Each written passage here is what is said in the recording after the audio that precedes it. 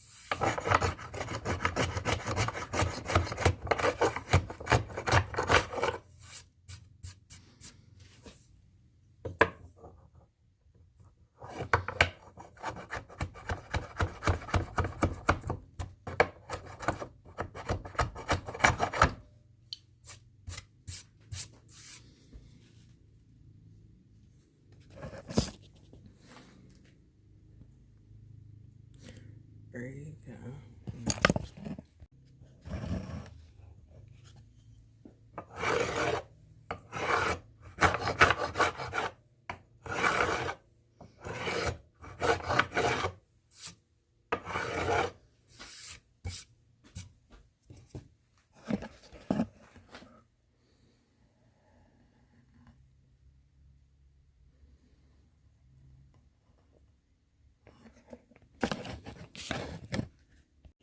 Okay, so here's the neck. I've got the truss rod crushed down in there, and as you can see, there's not much of a seam. It's all planed down. I filled that in with some dust and glue. It's not necessary. It's not a big deal. One time I bought a guitar and a truss rod rattled, and it drove me nuts. You can tighten it, of course, but you know what? I've just become very odd about that because I don't like things. So anyway, this fretboard, initially I had the anticipation of making a 25.5 scale neck, but this is the 52 telecasters or broadcasters were a I think 24.75. So this doesn't matter. I drew these on here a while ago. We're gonna have to radius it anyway, so as you can see, they're not really cut in, they're just scored. So that'll be gone whenever I put the inlays in, which will be bullets, so that'll look cool. But anyway, all we gotta do to glue it on is just glue it on. You gotta make sure that all the seams are nice. Everything's gotta be nice and smooth. So this has been planed down, that's planed down. Flat surfaces are a must. Sorry about things going around. So anyway, we're going to go ahead and just glue it down. Again, got Type Bond original here. Everything should be free of dust. And you just smear it around. Sorry, my tip is clogged.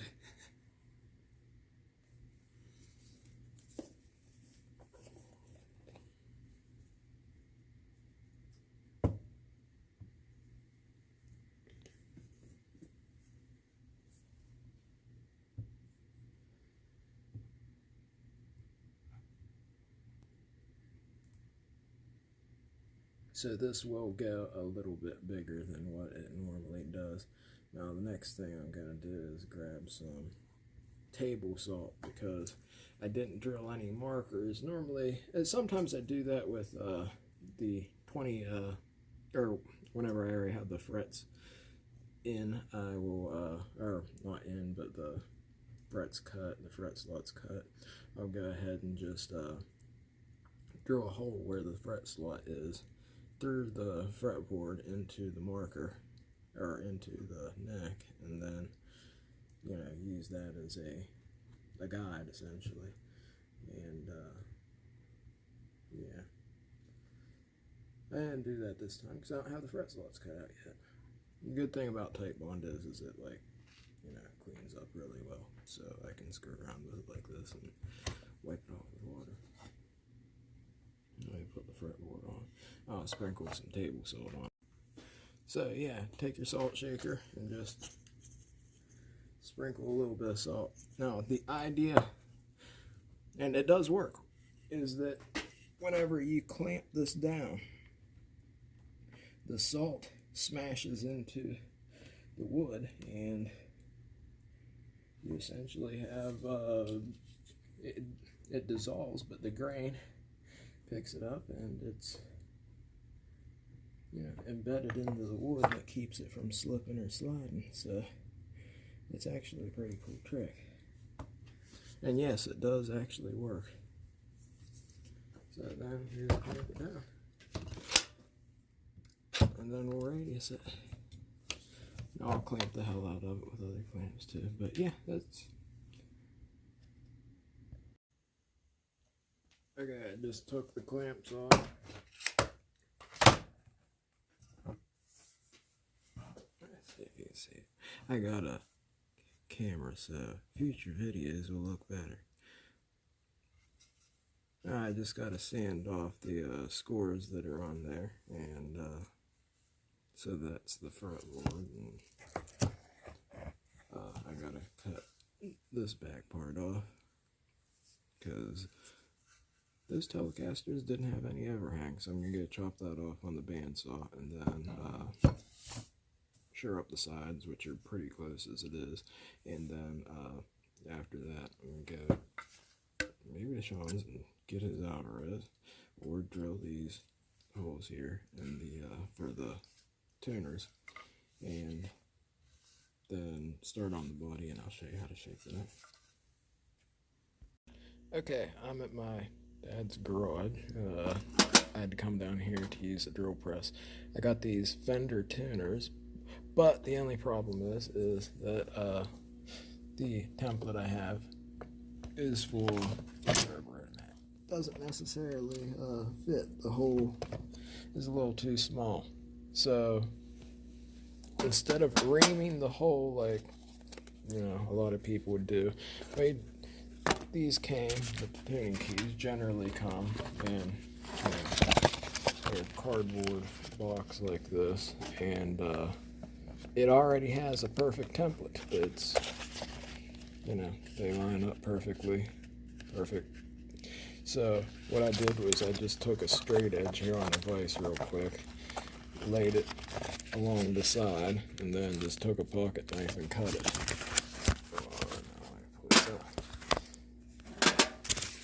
Now, just take that and then measure it. Sorry, it's hard to look through the phone and do that. And I didn't bring a tripod. So you line that up with the flat edge, and you have your template. So I'll tape it down and then try to film it as I drill the holes through the drill press. And don't use regular drill bits. My God, I see people do that all the time. I hate that. Like, use a Forstner bit. That way you don't have any chip out. You don't have to worry about such. Okay, don't let this fool you. It takes a while to radius a fretboard by sanding. This is a 12-degree block, so it's got a 12-degree curve to it.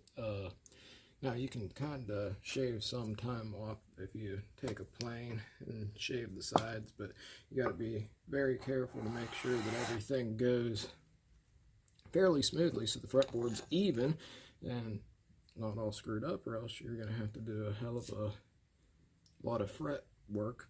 So essentially I had to get those lines off of this anyway, so I started to radius it. I'm going to put the inlays, which are going to be bullets. So what you do is, just scribble a line down the center, this with a pencil, just so you can see the progress you're making. And as it shaves the sides down and sands them down, you'll see the pencil marks disappear. Usually up there quicker because there's less wood as it gets wider towards the heel. So now again, I've already been sanding for like an hour, so this is a bit deceptive. Like a lot of the videos, there's a lot more work involved in what I can just video on, my phone at the moment. I will get a camera and time-lapse everything and just talk over it. I'm going to build a friend of mine a guitar, so I'll document all of that. He wants an Explorer shape.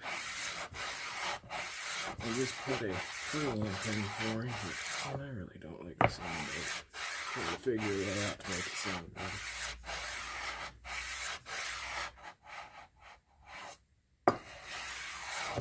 So as you can see, the pencil marks are gone. It's got a 12-degree radius. That's more of a speed kind of neck, where you can have a compound radius, which would be like 12 up here and 14 down there. A lot of Jacksons had that. That was something that the Charvel factory was really famous for in the 80s. You can do that with a belt sander. You can kind of do it if you're really talented with a plane, just be able to do it by eye, but you need to, again, be careful to check, make sure that everything's even. And I like to radius it, then put the inlays in. I know a lot of other people put the inlays in, then radius it, but you know what?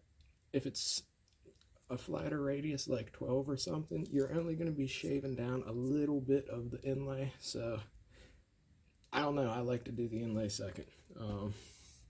So I'm going to draw the lines on here, cut the fret slots, and do the inlays. And I got some bullets I'm going to go ahead and cut in half and put the bottoms on, and that'll be that. Okay, so I marked out the frets. I scored them already here, but I don't got a fret slotting jig. I got a miter box, but you can do it by hand if you're careful. And I already got most of the slots, saw it on there. So now I'm gonna work on the inlays here, and so I think it's at 4.75 scale. So I'll show you the I cut the 38s and 22s and stuff with a pipe cutter. Sorry, it's cold out here, so I have the heater on now. Okay. So I tried to cut the, can you see in there? I gotta grind some of them down though, because with pipe cutters, some of them, like the 380 or 3030s, wouldn't cut all the way. So I'm gonna grind them down and then inlay them. So I'll cut the rest of these slots out and grind those down, and probably do the rest on my kitchen table there. Tomorrow is Julie's birthday, but I'm gonna try to get this neck finished at least tonight, and yeah, so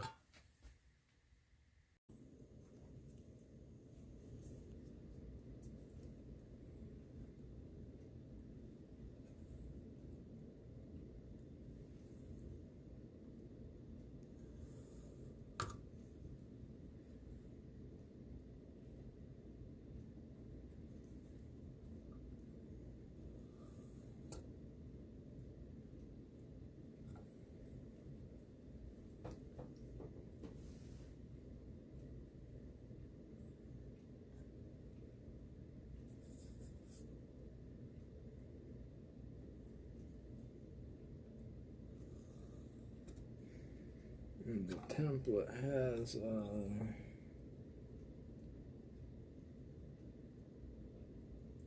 markers on it, but I have to do it this way because I need to find the exact center, and the bullets are a little bit bigger than the circles that are supposed to be in.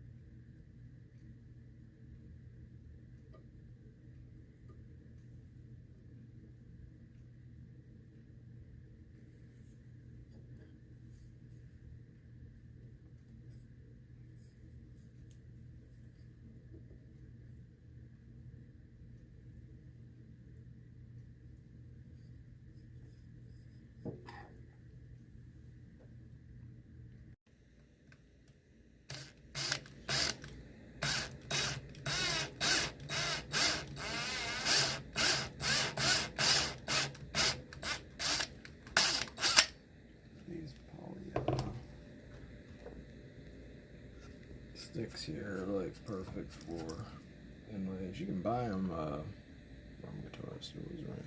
Then you just cut them off like with a pair of fret snips or whatever. Put super glue in it, and you can sand them down, and you have markers. I think white is gonna look good here. Yeah, I'm doing it on the kitchen table. I'll sweep the floor. You're probably standing and stuff now, aren't you? Yeah.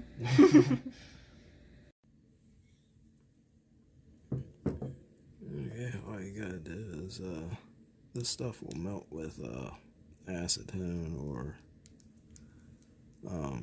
fingernail polish. Well, I mean fingernail polish remover is acetone. I don't have my fret nips right here, so I'm just gonna use these wire cutters. And on to the next one.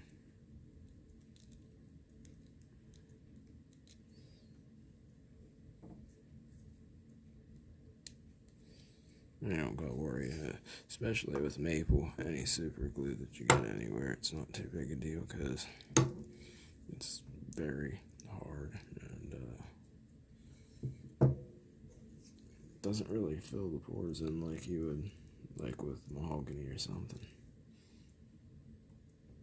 You can make them as deep as you want. I see some people go like, good lord, almost all the way into the middle of the fretboard. It's not necessary, but it doesn't necessarily hurt it either. So. And then got super glue accelerator. If it's not dry by the time I'm done putting these last couple in, you just squirt it and it dries it. Sometimes I notice that it actually leaves depending on the super glue you use, it leaves like a bit of a residue, so to say. It just colors a little bit. And then you just sand these down.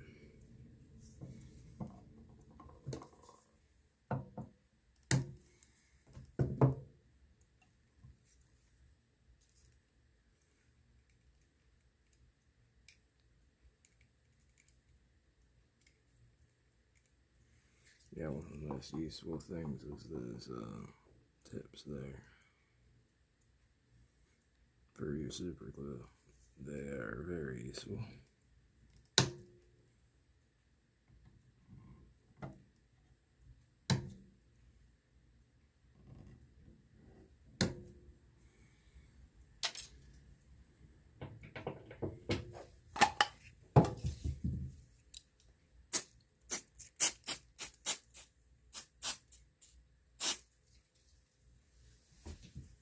There you go.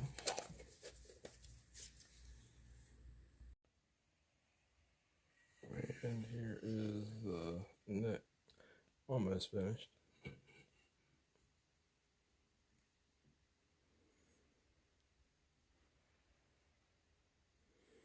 I have to carve it.